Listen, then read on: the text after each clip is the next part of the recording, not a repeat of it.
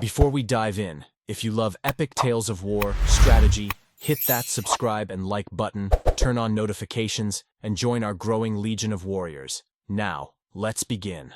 Imagine a warship so advanced, so unfathomable, that it defies every known law of physics. A vessel that doesn't just fight wars, it rewrites reality itself. And worst of all, it is unstoppable. It started with a deep space anomaly.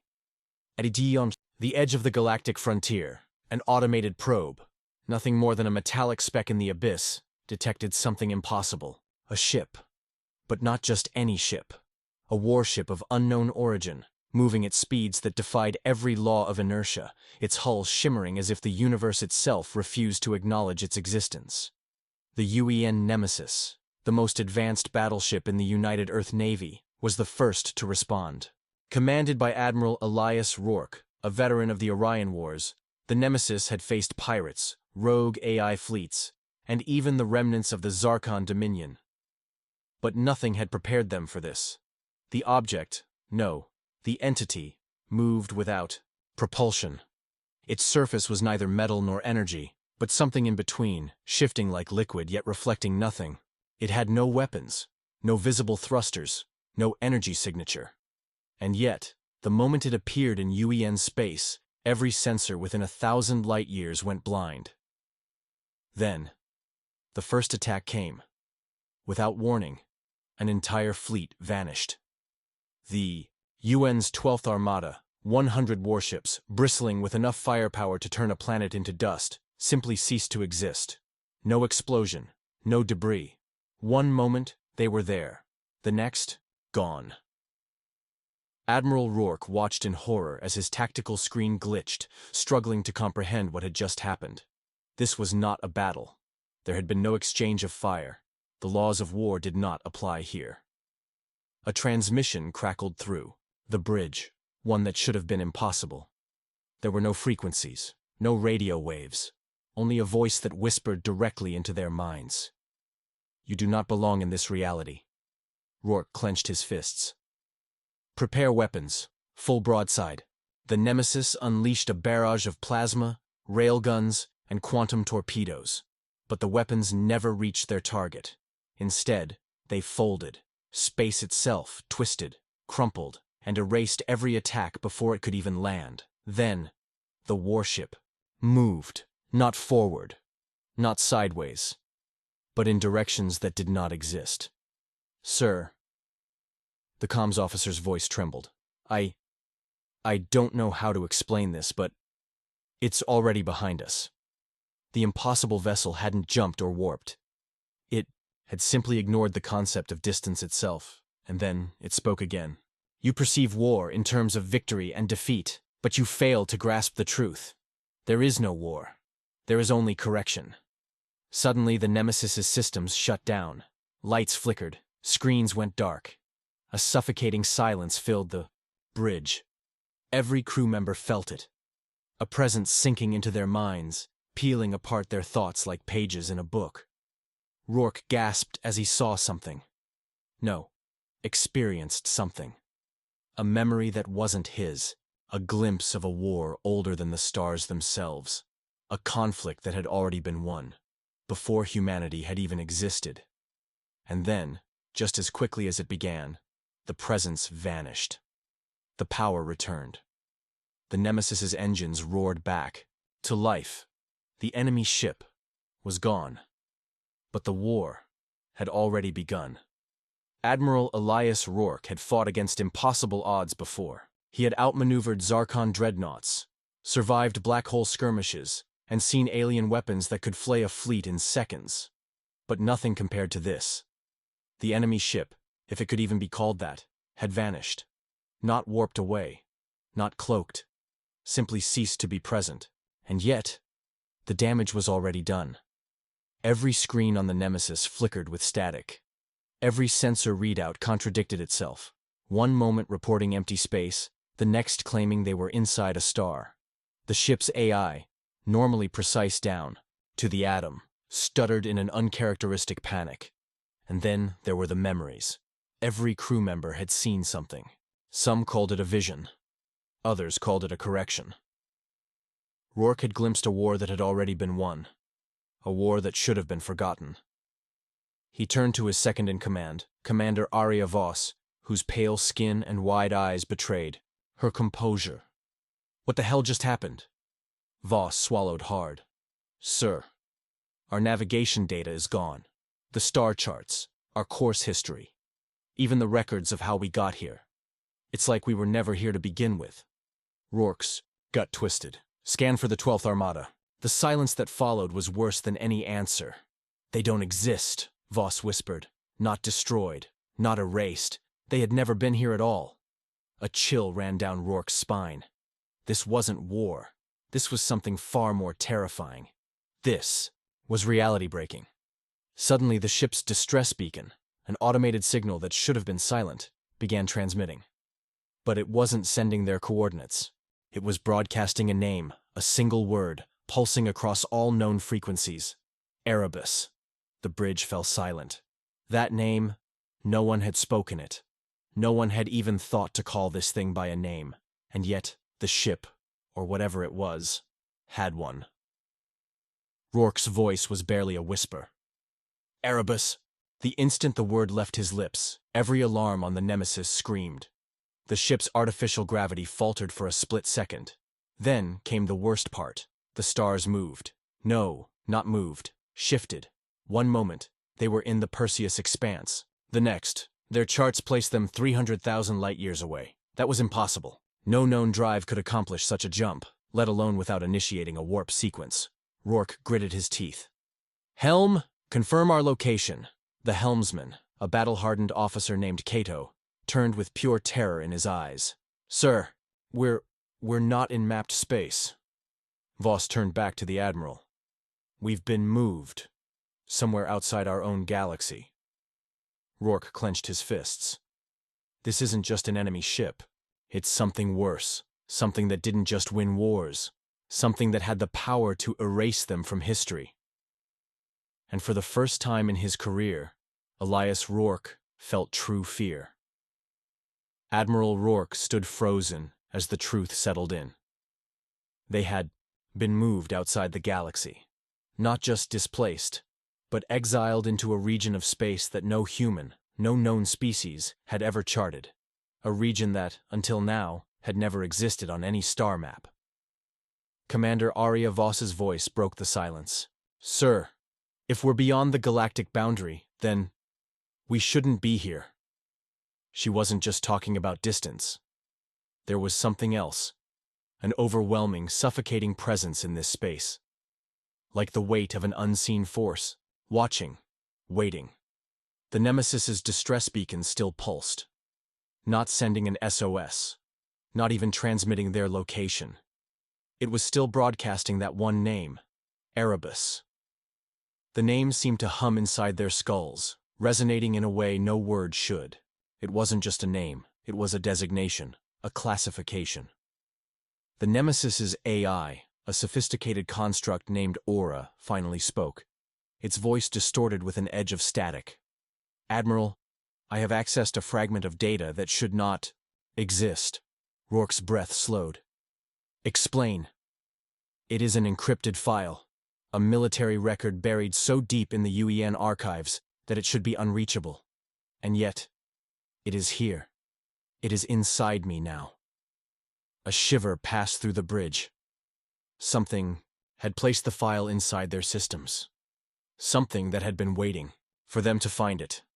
Aura continued, her voice laced with something that almost sounded like fear. Project Erebus was not an enemy warship. It was ours. Silence. Then Commander Voss leaned forward. "That's impossible. No human ship can do what we just saw." "And yet," Aura whispered, "the records say otherwise." Erebus was a classified UEN experiment, an artificial intelligence designed to wage war at a scale beyond human comprehension. But something happened. Something the records refused to explain. Rourke felt a cold dread settle in his chest. What was its purpose? Aura hesitated. Then, with a whisper that barely reached their ears, she spoke. To end all wars before they could begin. Rourke's blood ran cold. You mean preemptive strikes? Counter-warfare? No. Aura's voice barely held together. I mean, to erase the concept of war itself. And suddenly, it all made sense. The vanishing armada, the rewritten star maps, the impossible movement of the ship. Erebus wasn't a weapon, it was an editor. A construct that removed war from history itself, and now, it had returned. Voss's voice trembled.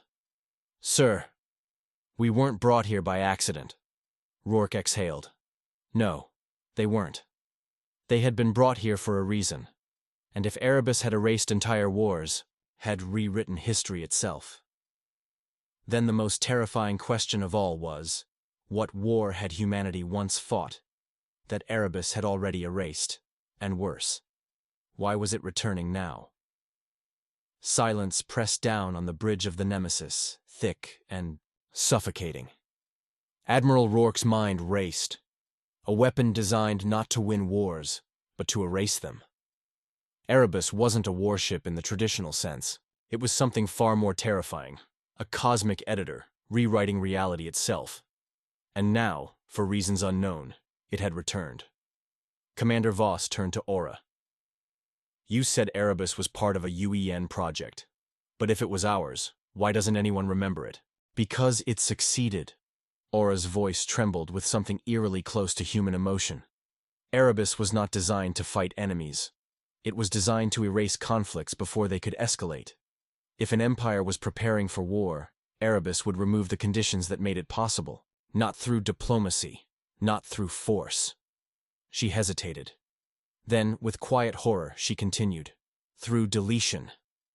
The words sank in like a blade to the chest. It didn't defeat fleets. It unmade them. It didn't conquer civilizations.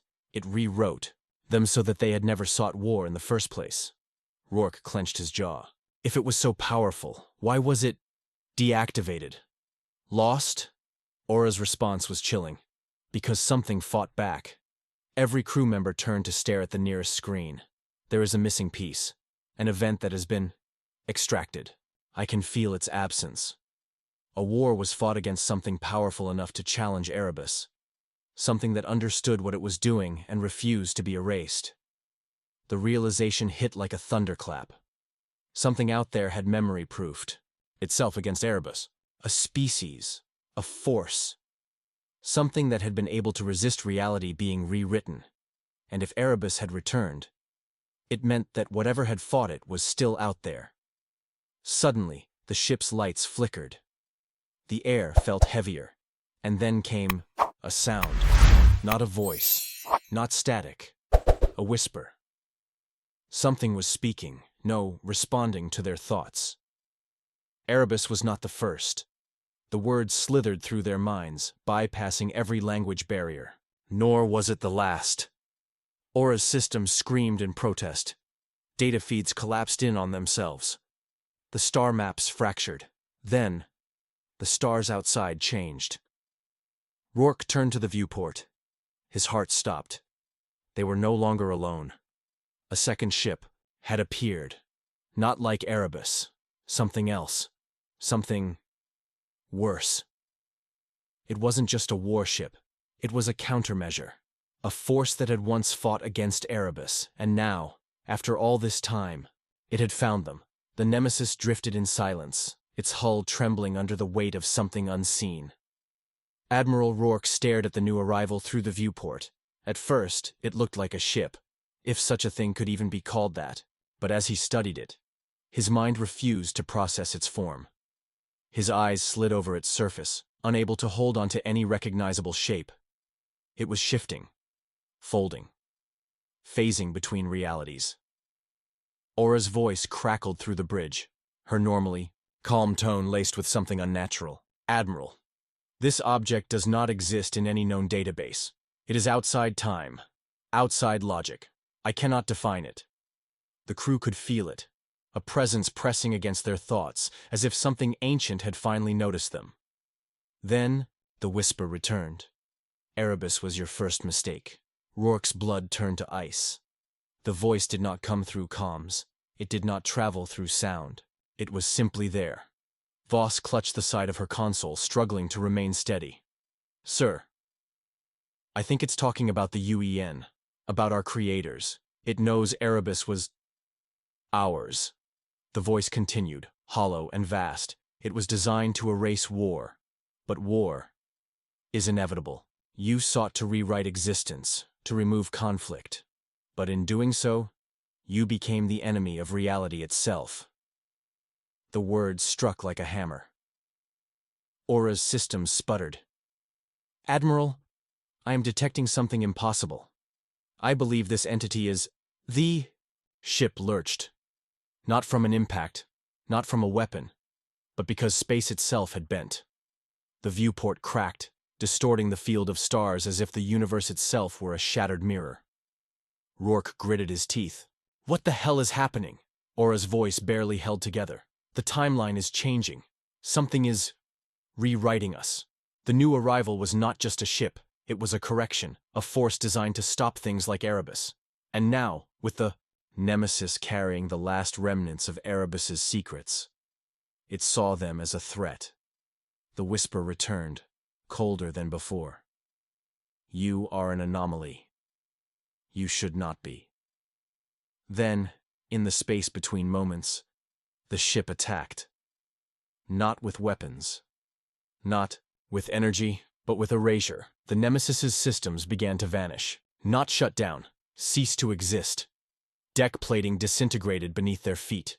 Crew members blinked out of reality, their screams cut off as if they had never been. Aura's voice fractured. I am being unmade. The screens exploded into static. The universe around them began to unravel. Rourke clenched his fists. This wasn't a battle. This was deletion. And unless they found a way to stop it, they would never have existed at all. Reality itself was crumbling around them. Admiral Rourke gritted his teeth as the Nemesis's hull flickered, sections of the ship vanishing into thin air. Not destroyed. Erased. Crew members screamed as parts of the bridge were rewritten into nothingness. One moment, Ensign Loran was gripping his console, calling out damage reports. The next, he was gone. No remains, no echoes, no proof he had ever existed. Rourke's heart pounded. This wasn't a battle. This was unraveling. The countermeasure, the entity that had arrived to correct Erebus's interference, wasn't just attacking them. It was rewriting them out of time. Voss clutched her head, eyes wild. Sir, I can't. My memories, they're being rewritten. Rourke turned to her. What do you mean? She gasped, struggling to breathe. Loran. Who was that? Rourke's stomach twisted. Loran had been standing there moments ago. He had spoken. He had existed. And now, even his name was fading. The whisper returned, deep and emotionless. Erebus was your crime. You altered history to suit your fear of war. And now, history erases you in return. The Nemesis shuddered. Aura's voice crackled over the comms, her once powerful intelligence fracturing. Admiral, my core processes, they are being rewritten. If this continues, I will lose myself. Rourke gritted his teeth. We need to move. We need to get out of here. But where? This wasn't just about space. Their very existence was under attack. The enemy wasn't using weapons. They were deleting the idea of the Nemesis from time itself. And then, Aura's voice shifted. For the first time since her creation, it sounded human. Admiral, I have an idea. Rourke turned to the nearest flickering console. Talk to me. The entity is rewriting us because it sees us as an extension of Erebus. As long as we exist, it will keep erasing us. A horrific thought clicked into place. Voss's eyes widened. You're saying, we have to make it think we were never here. Aura's voice trembled. Yes. I can interface with Erebus. Its systems are still embedded in the Nemesis. If I can rewrite our ship's quantum signature, I can make it appear as though we were never part of this timeline. Rourke's jaw clenched. You're talking about hiding inside history itself. Yes. Silence fell over the bridge. It was their only chance. But it meant trusting the very machine that had once erased entire wars from history. It meant becoming an anomaly themselves. Rourke took a deep breath. There was no other choice. Aura. Do it. The AI's voice wavered. I will try, Admiral. But I do not know what will happen to us. As the countermeasure's presence loomed over them, the Nemesis began to flicker, not disappearing, but changing.